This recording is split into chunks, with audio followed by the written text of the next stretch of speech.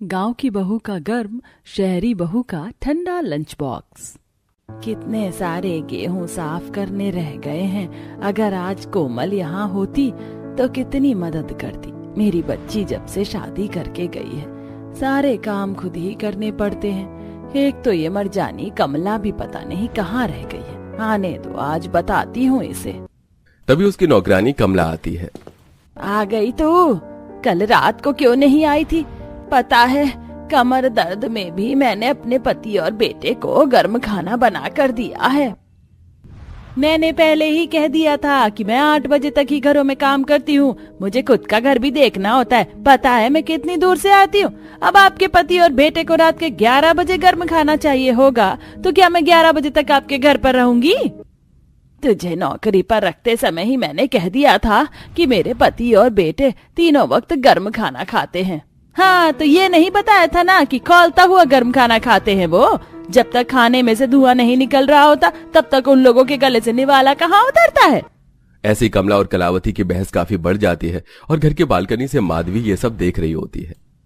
ऐसा है तो कल से कोई जरूरत नहीं है काम पर आने की। हाँ, तो आना भी नहीं है मुझे। मेरे इस महीने का हिसाब करो तो मैं चलूं यहाँ से। कलावती अंदर से पैसे लाकर कमला को दे देती है। ये ले अपने पैसे और जा यहाँ से। एक बात याद रखना, मैं तो फिर भी काम वाली हूँ। एक घर छूटा तो दूसरा घर मिल जाएगा, लेकिन कल को जब बहू आएगी ना तब पता चलेगा। इतना कहकर कमला चली जाती है कि तभी माधवी अपने घर से बाहर निकलती है। कलावती, तुम भी हद करती हो। 3 महीने में ये तुम्हारी चौथी काम वाली थी जिससे तुम्हारी लड़ाई हुई। तो मुझे कौन सा शौक है इनसे लड़ाई करने का। इतना ही तो कहती हूँ कि मेरे पति और बेटे को गर्म खाने की आदत है। क्या ये गरम गरम खाना नहीं बना सकती? अरे इतना भी क्या गर्म खाने की आदत है। और अगर गर्म ही खाना है तो दोबारा खाना गर्म भी हो सकता है। तुम तो ऐसा बोलोगी ही, बहू वाली जो हो। खुद को तो गर्मा गर्म रोटी मिल जाती है, लेकिन मेरे साथ ऐसा नहीं। जब से तुम्हारी बेटी की शादी हुई है तब से तुम आए दिन नौकरानियों से लड़ती हो। इसी तरह के तुम्हारे तेवर रहे ना तो कोई नौकरानी तुम्हारे घर पर नहीं आएगी। जहाँ हर किसी को गर्मा गर्म खाने की आदत होती है, तो वहीं कलावती के पति और बेटे ने तो गर्म खाने का रिकॉर्ड तोड़ दिया था। उन्हें तवे से उतरी हुई गर्मा गर्म रोटी और गर्मा गर्म धुआं निकल रही सब्जी चाहिए होती है। ये महारानी तो अभी तक एसी में खर्राटे ही मार रही हैं। मोहल्ले भर की औरतों को लगता है कि मेरी बहू तो मुझे गर्मा गर्म खाना परोसती होगी, लेकिन यहाँ तो खुद मुझे अपनी बहू के लिए चाय बनानी पड़ती है। साधना बहू पिछले जन्म में कुंभकर्ण की बहन थी क्या? उठ भी जा। माँ जी सोने दो ना, थोड़ी देर में उठ जाऊंगी। महारानी साहिबा, दोपहर के 12 बज गए हैं। आज फिर मुझे कलावती ने ताना मारा। अब उसे क्या पता कि मेरी बहू गरम रोटी तो दूर, मुझे तो मेरी बहू के हाथ की गरम चाय भी नसीब नहीं होती। आज भी तेरे ससुर और पति को मुझे ही लंच देना पड़ा, जो बनते बनते ही ठंडा हो गया। माधवी अपनी शहरी बहू से काफी परेशान थी। साधना हर रोज लेट उठती और घर के कामों से भी काफी बचती। यहाँ तक कि अपने पति और ससुर को सुबह लंच बॉक्स देने में भी साधना को काफी आलस आता। अब ऐसे ही दोपहर से शाम हो जाती है और अकेली किचन में कलावती सब्जी काट रही थी।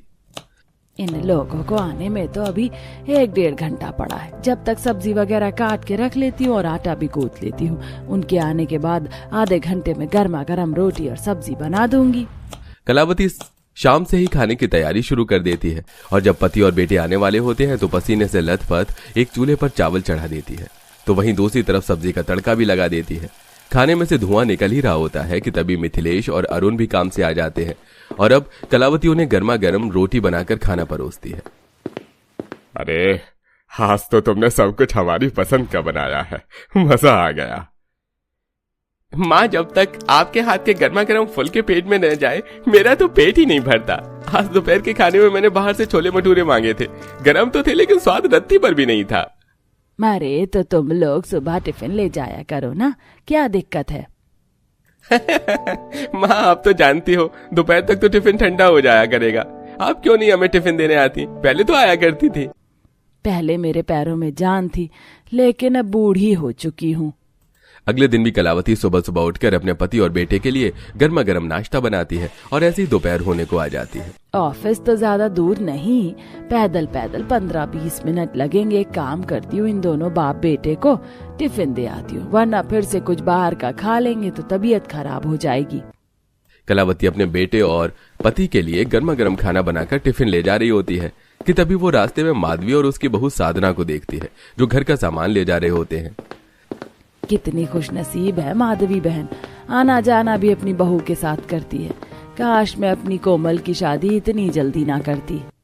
शादी से पहले कलावती की बेटी कोमल ही घर के सारे कामकाज और अपने भाई और पिता को गर्मा गर्म खाना देती थी, लेकिन उसकी शादी के बाद से सारी जिम्मेदारी कलावती पर आ गई थी। तो वहीं दूसरी तरफ माधवी की बहू, अरे साधना बहू, सारी रोटी ठंडी हो गई है, कम से कम रोटी तो खाने के वक्त बनाया करो, सब्जी भी बिल्कुल ठंडी सी पड़ी है। पापा जी, गर्मी का मौसम है, मेरा तो गर्मी में खाना खाने का मन नहीं करता और आप लोगों को गर्म खाना चाहिए। साधना अपने सास ससुर की बातों में घुमाकर अपने आलसपन की वजह से उन्हें ठंडा खाना ही अक्सर खिला दिया करती थी। ऐसे कुछ दिन गुजरते हैं और कलावती अभी भी नौकरानी की तलाश में होती है।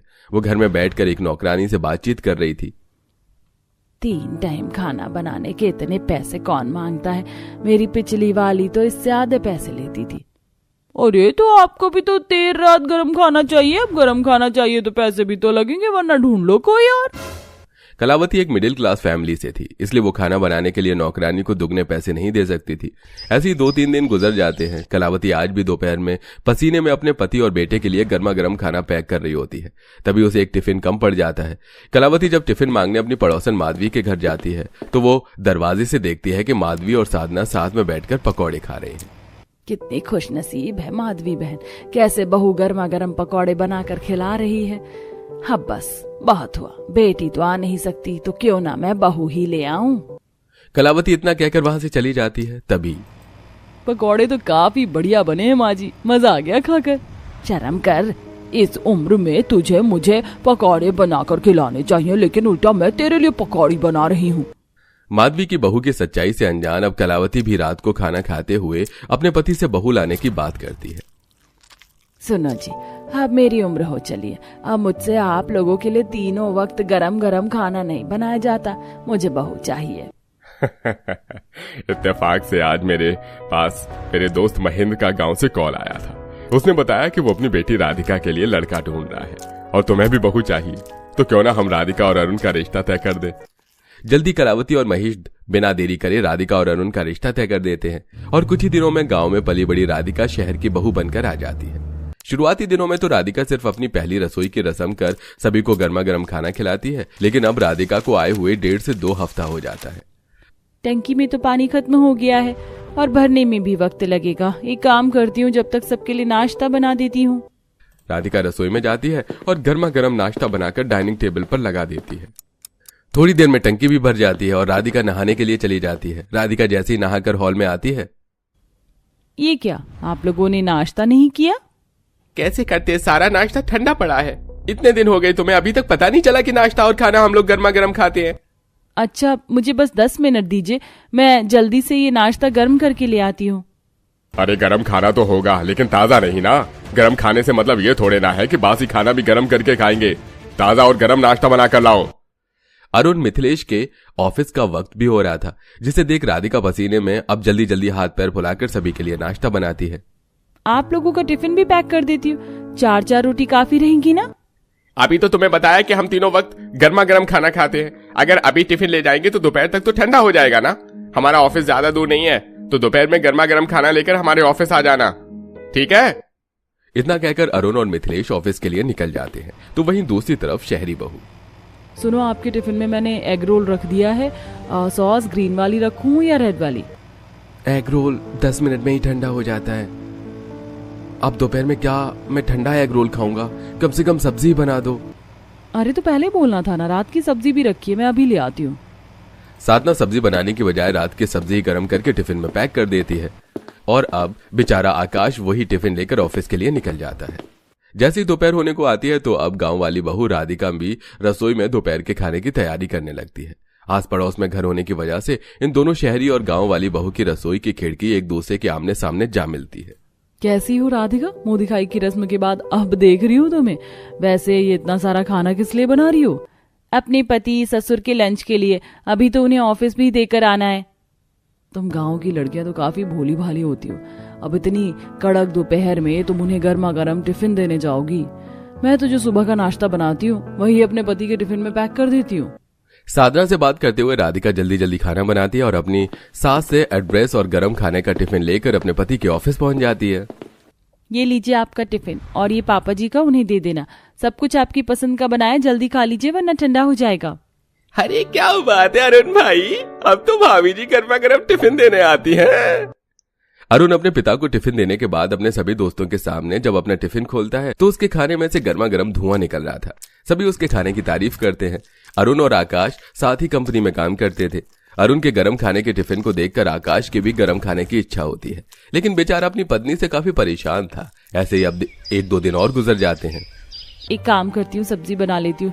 रोटी तो इन लोगों के आने के बाद ही बना दूंगी। सब्जी ठंडी हो गई तो दोबारा गर्म भी हो जाएगी। इस तरह इन्हें भी गर्म खाना मिल जाएगा। राधिका पहले ही सब्जी बनाकर रख देती है और जब उसके ससुर पति काम से आते हैं तो उनके लिए गर्मा गर्म रोटी बनाती है। जैसे वो लोग खाने का पहला निवाला खाते हैं। रोटी तो गरम है, लेकिन ये सब्जी तुमने अभी नहीं बनाई है। क्यों? सही कहा ना मैंने? पापा जी, कटहल की सब्जी बनने में वक्त लगता है, इसलिए मैंने पहले ही सब्जी बनाकर रख दी थी। तुम्हें मैंने सुबह समझाया था ना कि हम लोग गर्मा गर्म खाना खाते हैं। गरम का मतलब ताजा बना हुआ गरम होता है, ना कि बासी वाला गरम। दोपहर में गर्मा गर्म अपने पति को लंच देने के बावजूद भी राधिका को बाकी वक्त का खाना भी सबको गर्मा गर्म बनाकर खिलाना पड़ रहा था। अगर वो लोग रात के 11 बजे आते तो भी राधिका को 11 बजे उठकर खाना बनाना पड़ता है। जल्दी जल्दी बना, कब से वो खाने के लिए चिल्ला रहे हैं। गांव में होने की वजह से राधिका ने बचपन से ही काफी काम किया था, लेकिन अपने ससुराल में हर रोज सबके लिए गर्मी में पसीने से बेहाल गर्मा गर्म खाना बनाकर राधिका काफी परेशान हो गई थी। रोज अपने पति के लिए गर्मा गर्म टिफिन बनाना और उसे देकर आना भी राधिका के लिए काफी भारी काम था। राधिका, आज तो तुमने टिफिन में काफी कुछ बनाया है, लेकिन कल से 2-3 तरह की सब्जी और बनाना। वो क्या है ना, मेरे दोस्तों को भी तुम्हारे हाथ का गर्म खाना काफी पसंद है। जहां एक तरफ गांव वाली बहू राधिका बहू होकर भी अपने ससुराल में सबको बस खाना बनाकर देने वाली रह गई थी, तो वहीं दूसरी तरफ साधना बहू, तू भी हद करती है। अरे ये क्या, तू रोज रोज ठंडा खाना परोस देती है। गर्मा गर्म खाना बनाने में क्या पैसे लगते हैं, ऊपर से बासी खाना और खिलाती है। माँ जी, क्या गर्म क्या ठंडा, पेट में तो जाना ही है। बासी सब्जी हुई तो क्या हुआ, बनने के बाद मैं फ्रिज में रख देती हूँ। अब फ्रिज क्यों होता है? ताकि खाना खराब ना हो। साधना हमेशा अपने पति और ससुराल वालों को ठंडा खाना खिलाती थी। यहाँ तक कि अपने पति को भी साधना एक दिन गर्म टिफिन नहीं देती, ऐसे ही रात में बेड में लेटे हुए। अरे कुछ सीखो अरुण की पत्नी से, हर रोज उसके लिए गर्मा गर्म टिफिन बनाकर लेकर आती है। अरुण जैसे ही अपना टिफिन खोलता है ना, पूरे ऑफिस में उसके खाने की खुशबू महक उड़ रही होती है। और एक तुम हो, कभी रात को भी कभी सुबह नाश्ता ही दे देती हो। अरे मेरा तो कभी कभी टिफिन खाने का ही मन नहीं करता। इतनी दिक्कत है तो बाहर का खा लिया करो। वो गांव की है, उसे आदत है, लेकिन मुझे इतनी गुलामी की आदत नहीं है, समझे? हाँ खा लूंगा, कोई जरूरत नहीं है टिफिन देने की मुझे। ठंडे खाने की वजह से आए दिन आकाश और साधना की बहस हुआ करती थी। तो वहीं अगले दिन हॉल में सोफे पर बैठी कलावती से राधिका कहती है, माँ जी, आज उनके लंच के लिए मैंने काफी कुछ बना दिया है। काफी थकान भी हो रही है, तो आप आज उन्हें जाकर लंच दे आएंगी क्या? अरे बहू, दे तो आती, लेकिन तू तो जानती है बाहर कितनी गर्मी है। ऊपर से मेरा ब्लड प्रेशर भी हाई रहता है हमेशा। कहीं बाहर चक्कर आ गए तो। अपनी सास की बात सुनकर अब बेचारी राधिका फिर से कड़ी धूप में अपने पति को टिफिन देने के लिए निकलती है। रोज रोज इतनी गर्मी में गर्मा गर्म टिफिन दे देकर मेरी तो हालत खराब हो गई है। सर घूम रहा है, पसीना आंखों में जा रहा है, हाथ पैर भी कितने दर्द हो रहे हैं। राधिका अब काफी ज्यादा परेशान थी, लेकिन वो चाहकर भी कुछ नहीं कर पा रही थी। तो वहीं हर रोज अरुण के गर्म लंच बॉक्स को देखकर आकाश आए दिन साधना से बहस करता। आज भी जब कड़ी दोपहर में राधिका गर्मी में अपने पति के लिए लंच लेकर जा रही होती है तो, राधिका, ये तुमने क्या हालत बना ली अपनी? पहले तो मुझे तुम पर गुस्सा आ रहा था। हाय दिन मेरे पति तुम्हारी वजह से मुझसे लड़ाई करते, लेकिन जरा अपनी हालत तो देखो। घर की बहू कम नौकरानी ज्यादा बनकर रह गई हो। अब तुम ही बताओ मैं क्या करूं? अच्छी बहू और पत्नी बनने के चक्कर में इन लोगों ने तो मुझे घर की नौकरानी ही बना दिया है। ये लोग तो मुझे आए दिन कितना कुछ सुनाते हैं, लेकिन मैं तो फिर भी इन्हें सर पर नहीं चढ़ाती। तुम्हें भी मुझ जैसा ही बनना होगा। शहरी बहू साधना काफी ढीठ थी, इसलिए उसे अपने पति और सास और ससुर की बातों से ज्यादा कोई फर्क नहीं पड़ता था। लेकिन राधिका के साथ इसका बिल्कुल उल्टा था। हर रोज करीब दोपहर में अपने पति को गर्म लंच पहुंचाना, फिर रात में वो लेट आते तो नींद में गर्मी में गर्म खाना बनाना, तो वहीं सुबह भी कच्ची नींद में उठकर सबके लिए गर्म नाश्ता बनाना। ये सब कर करके राधिका की तबीयत थोड़ी खराब होने लग गई थी। और आज तो आकाश के पेट में भी काफी दर्द होता है, इसलिए वो कमरे में पड़ा हुआ था। अरे बेटा, कुछ बाहर का उल्टा सीधा खा लिया था क्या? सुबह से तेरे पेट में दर्द हो रहा है।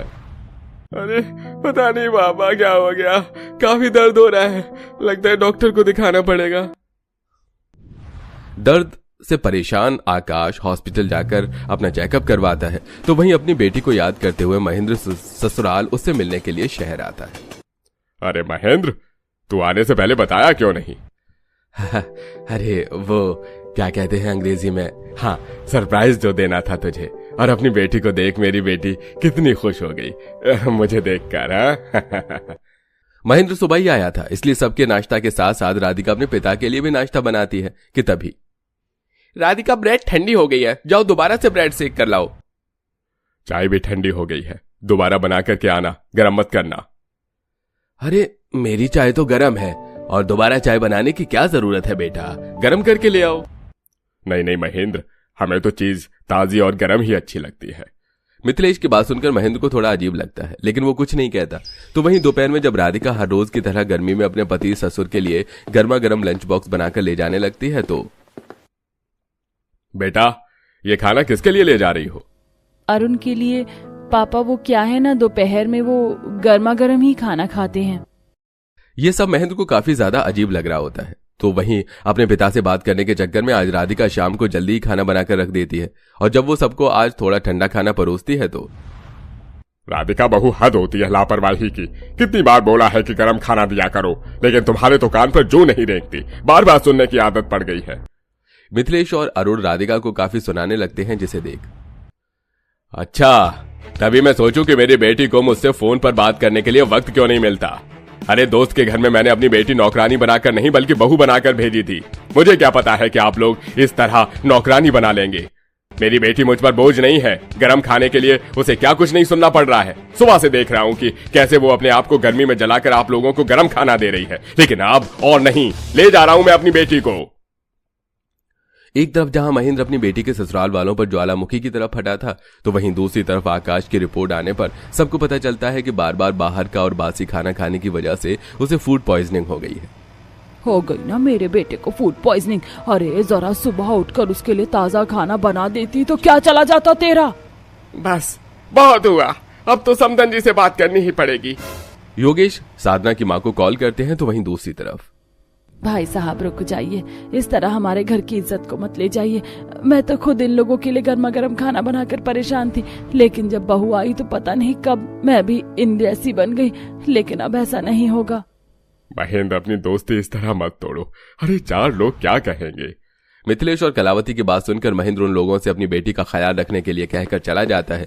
वहीं दूसरी ओर ममता भी साधना से कॉल पर बात करती है। साधना, इसी दिन के लिए तुझे मैंने इतने अच्छे घर में ब्याह करके भेजा था। उन्होंने साफ साफ कह दिया है कि अगर तू नहीं सुधरी तो तुझे घर से निकाल देंगे। लेकिन मेरी भी बात सुन, अगर उन्होंने तुझे निकाला तो यहाँ आने की भी कोई जरूरत नहीं है। अपनी माँ की बातें सुनकर साधना काफी डर जाती है, और अब सुबह 5 बजे का अलार्म लगाकर उठकर साधना अपने सास ससुर को तो ताजा गरम नाश्ता देती ही है, तो वहीं अपने पति के लिए भी लंच में गरम खाना तैयार करती है। वहीं दूसरी तरफ अब राधिका ऑनलाइन ऑटोमेटिक खाना गरम करने वाला टिफिन मंगवा लेती है, जिसमें सुबह खाना देने पर भी दोपहर में उसे टिफिन में खाना दोबारा गरम किया जा सकता था, जिसे देखकर अब साधना भी ऐसा ही करती है, और अब दोनों शहरी और गांव की बहू की ठंडा गरम लंच बॉक्स की दिक्कतें खत्म हो जाती हैं।